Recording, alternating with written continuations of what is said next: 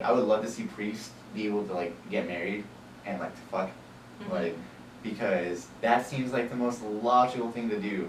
Like if you're gonna allow, if you're dealing with like decades of priests, just like of stories of priests and taking advantage of young kids. It's because they're so sexually deprived. Yeah, dude. Yeah. Like, and it's not. It doesn't get easier with time go on. Like, women just naturally evolve into more beautiful creatures. Like, like, it's what's gonna be. Like think about it this way.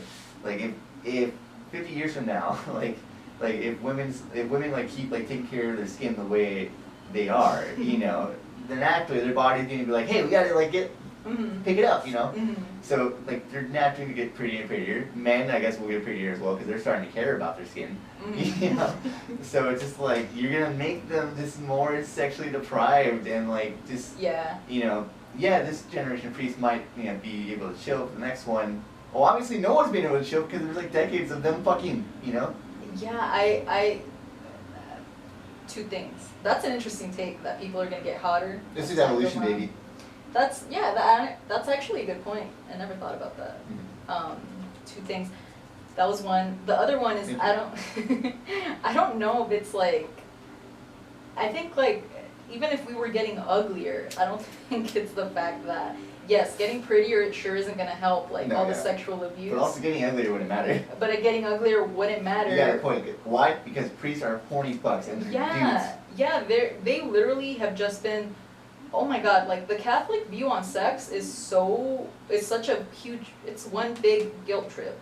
Like first of all, if you're a regular person, you shouldn't have sex before marriage, and when you do have sex, it should be for procreation only.